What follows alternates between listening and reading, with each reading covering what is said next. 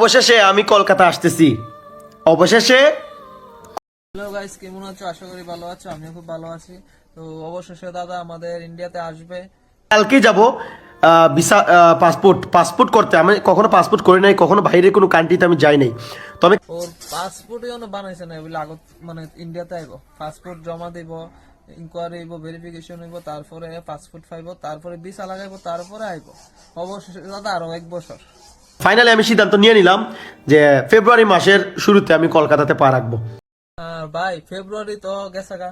তো ফেব্রুয়ারি তো তুমি কবে? মার্চ মাসে আজকে 2 তারিখ। তুমি তো পাসপোর্টই বানাইছো না, তুমি ফেব্রুয়ারিতে কেমন নেবে ভাই?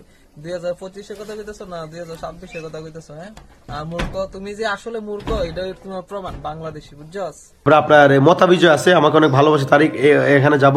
তবে এর বাইরে আরো আর মটকা বিজয়ের বাড়ি তুমি আইও। মটকা বিজয় তোমার লাগে বাসা, তোর আইকাওলা বাস রেডি করে রাখছে, বুঝছো? তোমার ওইদিকে দিব মটকা বিজয়, বুঝছো নি? দেখছি তো মটকা বিজয় একটা ভিডিওর ভিতরে দেয় আইকাওলা বাস, এটা তোমার ঢুকাইবো। আইও মটকা বিজয়ের বাড়ি, আইও।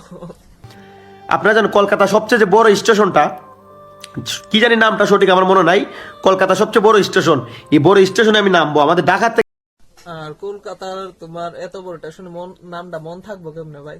থাও একটা ইদুর একটা জায়গা, হ্যাঁ। আর তুমি কলকাতা শহরের মতো এত বড় একটা জায়গার, তুমি তো এটা তো তোমার ব্রেইনে তোমার ঢুকতো না, হ্যাঁ? মন থাকবো কেমনে তো?